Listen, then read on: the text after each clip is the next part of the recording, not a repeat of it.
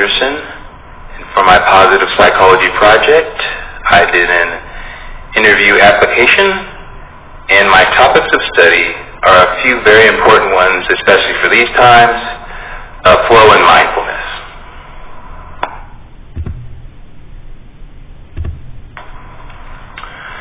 Alright, before I introduce my interviewee, I'll just say the basic definitions of flow and mindfulness, just to lay down a clear understanding for you of these two concepts. In terms of flow, from the Davis and Ludwig article, flow is defined as a mental state of full immersion and enjoyment when a person is doing a task. A person can only experience flow during certain activities that, as Shittenhai says, are intrinsically rewarding and that have a clear goal. And for mindfulness involves paying careful and active attention to the present moment while being detached from any particular goal. Mindfulness is a state of a peace of mind. It's a state of peace of mind because a person is just focusing on the present moment. Mindfulness is primarily achieved through the practice of meditation.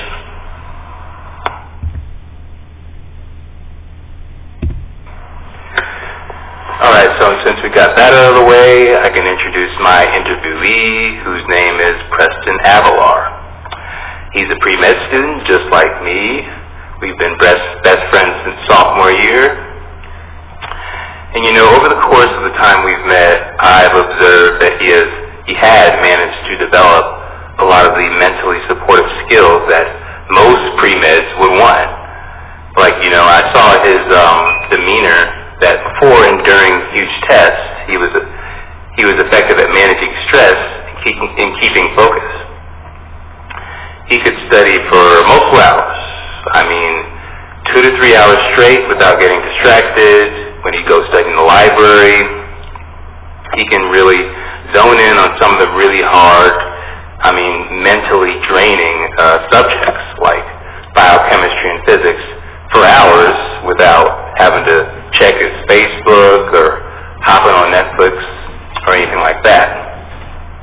And that's a really rare ability, especially in these distraction-filled times.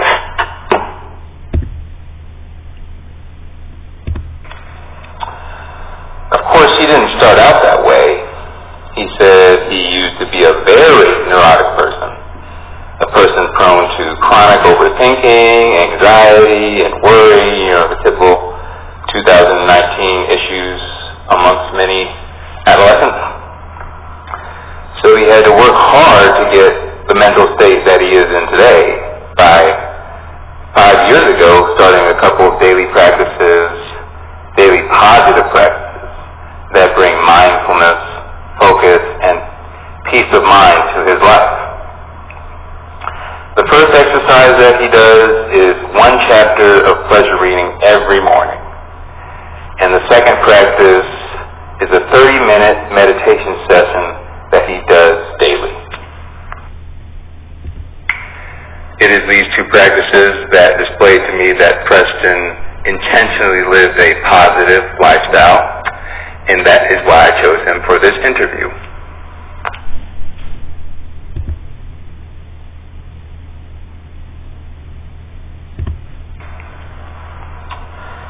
In terms of the actual subjective benefits gained from a mindfulness practice, Preston's description of how he felt, which is displayed in the slide right here, and his answer, closely aligns with what was described in the readings as the positive effects of meditation.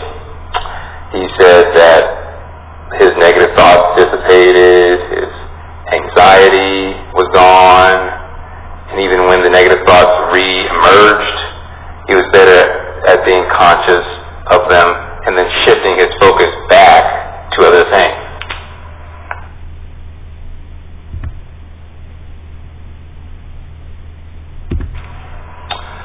I also asked Preston just how long it took for him to experience those benefits of meditation. He said it took about 2.5 months to show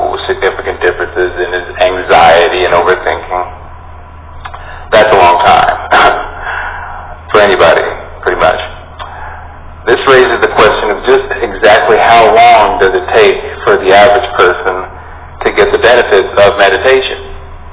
Is Preston typical, or is he atypical in the 2.5 month time span that it took for him to get these benefits? Well, a 2011 study by Harvard University sheds a little bit of light on this. In that study, 16 participants go through an 8-week, meaning 2-month-long, meditation-based stress reduction course, as they call it. In brain scans after the 2 months, the participants showed increases in gray matter in brain regions associated with learning and memory, sense of self, perspective taking, and no doubt Preston's increased focus that he had and diminished anxiety and overthinking that he gained are determined by those areas of the brain. Now, it isn't clear that the same results can't be achieved in less time for the study, maybe 1 month or even 3 weeks or something like that. But from the study, we can see what precise brain mechanisms are at work that caused Preston to feel the way he did after the 2 months. And with the knowledge of these brain regions, we could probably predict that the amount of time it takes for a person to experience the benefits of meditation could depend on the state of the brain regions at the start of their meditation practice.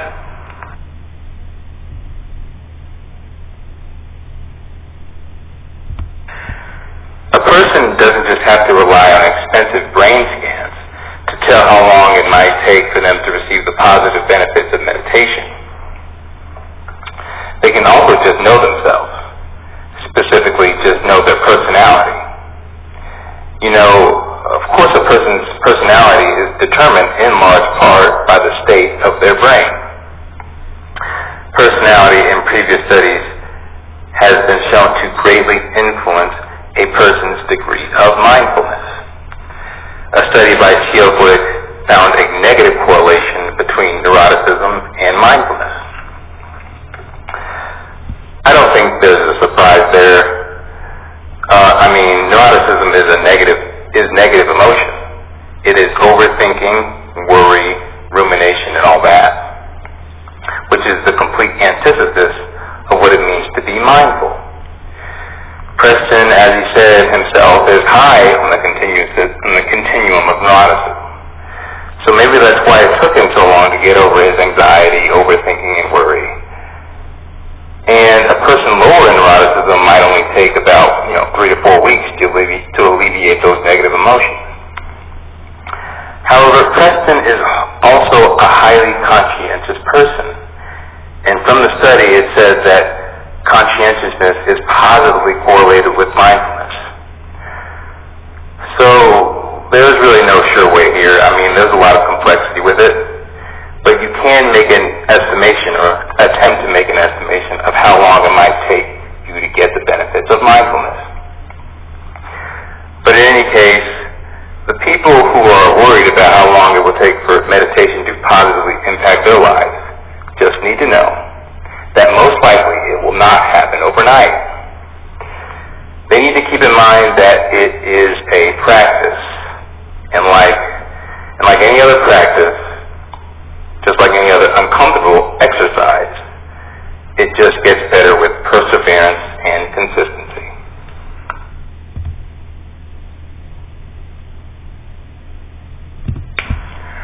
Okay, so now let's look at flow.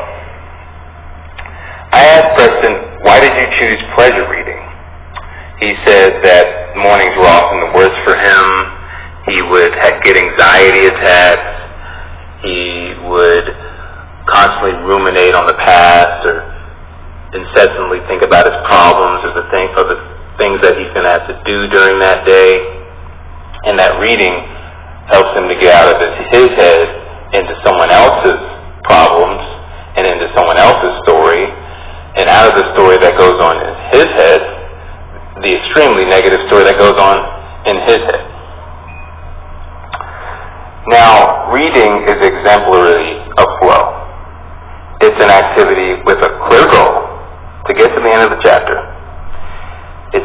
mentally challenging because the person must be focused in understanding what the readings say, unlike watching TV, which is just a passive activity where the person doesn't have to be actively focused to understand what's going on. And flow is intrinsically rewarding, as the person just gets pleasure out of being immersed in that book. However, not all books are equal in eliciting flow. In fact, the vast majority of people are going to get flow from reading fiction in particular. I saw that this was backed up by a study by Gisela Kahn and Jeff McQuillan in 1996. Out of 87 participants, ages 9 to 42, most preferred fiction. And this makes sense. It's pretty much common sense, really. I mean, most people don't get fully immersed in reading a textbook for class about, biochemistry. Some people maybe, but most people probably not. Preston himself, he told me that he exclusively reads fantasy in the morning. So in his individual case, it also backs up the results of that study.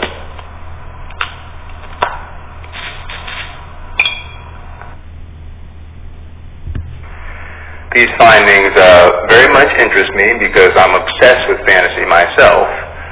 And I think that this is reading is just an easy, practical thing for anybody to do. So if it's that easy to practice flow just through reading, I think anybody can put that into practice, and that's good that Preston's interview revealed that.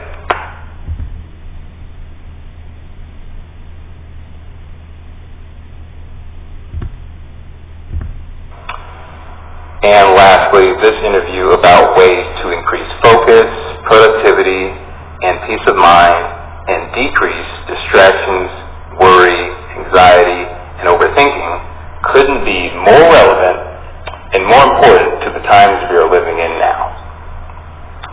As this quote right here by Stephen Alardi perfectly illustrates, we were just never evolutionarily designed to be as sedentary, socially isolated, and highly distracted as we are today. New technologies like smartphones and computers are great. I mean, they make life a whole lot easier. However, if we aren't mindful in how we use them, then they could cost us our positive mental health. So I think that just like jogging and exercise were positive adaptations that became popular and that we took up because our environment demanded it, practices that bring about more flow and mindfulness in our daily lives will become popular